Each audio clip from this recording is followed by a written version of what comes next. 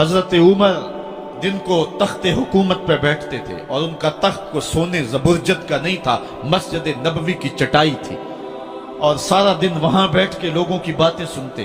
और जब रात के अंधेरे गहरे होते उमर भेष बदल के मदीने की गलियों का गश्त करते। कहा तुम्हारे घर से धुआं निकल रहा है और बच्चे रो रहे हैं, उनको खाना क्यों नहीं देती? कहने लगी उमर की जान को रो रही। उमर के पांव तले से जमीन निकल गई। कहा क्या हुआ? कहा 3 दिन से हमारे यहां खाने के लिए कुछ नहीं है, रोजाना बच्चे रोते हैं और मैं हंडिया के अंदर पत्थर डाल करके नीचे से आग डालती रहती हूं कि बच्चे इंतजार कर करके सो जाएंगे, कम वक्त सो भी नहीं रहे और वो पत्थर पकेंगे भी क्या, और मैं उमर की जान को रो रही हूं। हजरत उमर का कलेजा दहलने लगा। फौरन पलटे, वापस बैतुल माल में आए, घी का एक कनस्तर लिया, आटे की बोरी ली, मिर्च मसाला जात बहुत कुछ उठाया, अपने कंधे पे रखा, बोरी अपनी कमर पे लादी। उमर बैतुल माल से निकले तो आपके खादम असलम ने देख लिया, आगे बढ़ा, कहा मेरे आका मैं उठाता हूं। उमर की आंखों में आंसू है। कहा असलम कयामत के दिन मेरा बोझ उठा लोगे?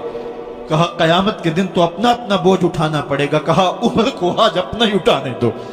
हजरत उमर वो घी का कनस्तर और वो आटे की बोरी सर पे उठाए हैं और उस खातून के घर जाते हैं और दस्तक देते हैं।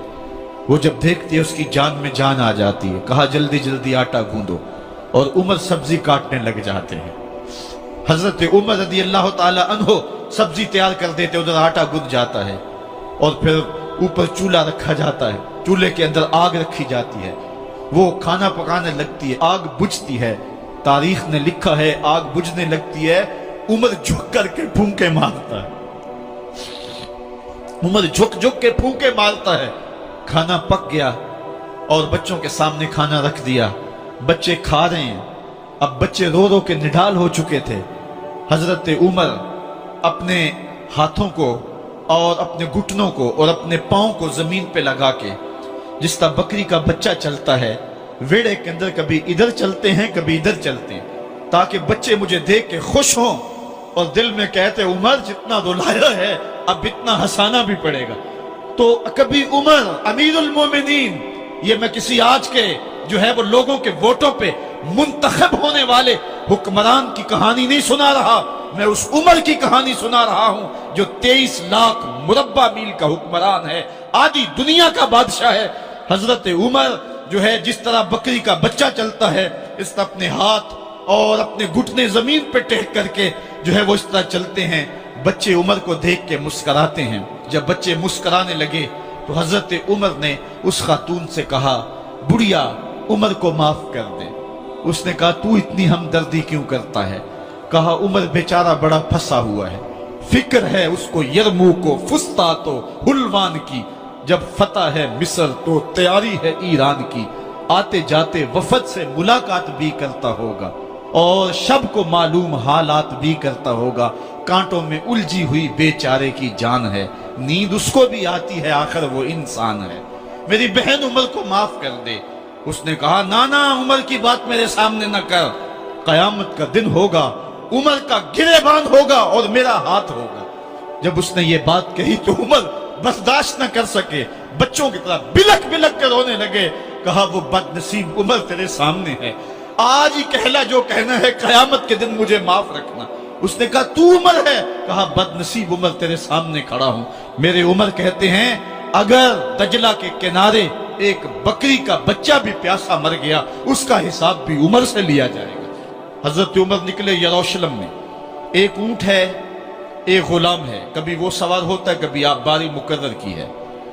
जब करीब पहुंचे यरूशलेम के तो उमर की बारी नकेल पकड़ने की और गुलाम की बारी ऊपर सवार होने की आ गई। गुलाम ने कहा आका मैं मर्जी से अपनी बारी छोड़ता हूं, आप आ जाएं, दुश्मनों के मफतूहा इलाके में आ रहे हैं, ताजा ताजा इलाका फतह हुआ है, इस्लाम की शान और शौकत जाहिर हो।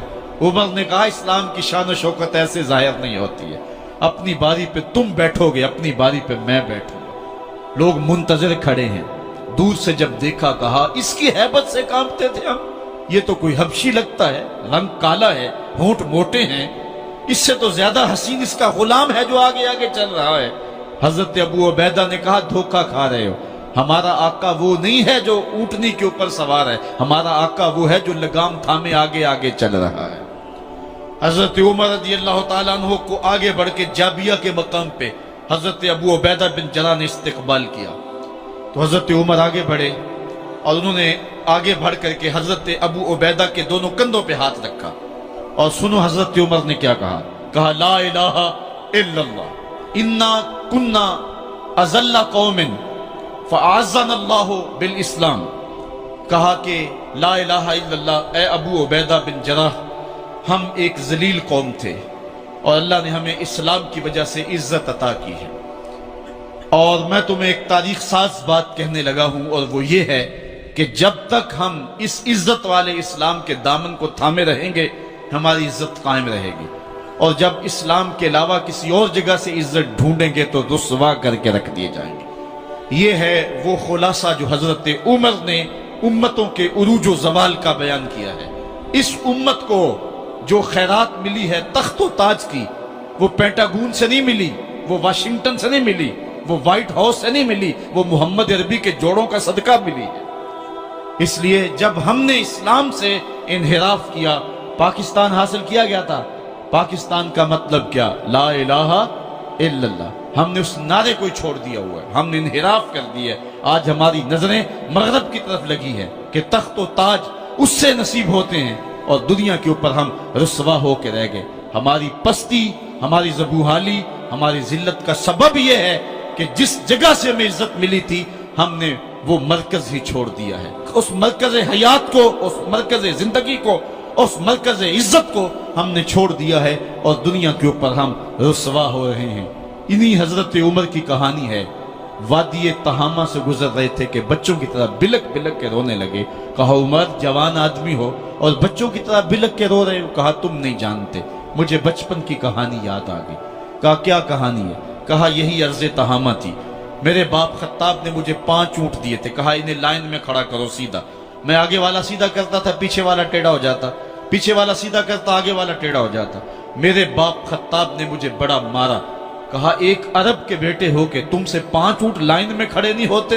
کہا ایک زمانہ عمر پہ وہ تھا کہ اس سے 5 اونٹ لائن میں کھڑے نہیں ہوتے تھے، اور آج شرق سے لے کر غرب تک 23 لاکھ مربع میل کی حکمرانی، اور انسان بھی لائن میں کھڑے ہیں۔ یہ محمد عربی کے جوڑوں کا صدقہ نہیں ہے تو اور کیا ہے؟ عمر سے تو 5 اونٹ لائن میں کھڑے نہیں ہوتے تھے۔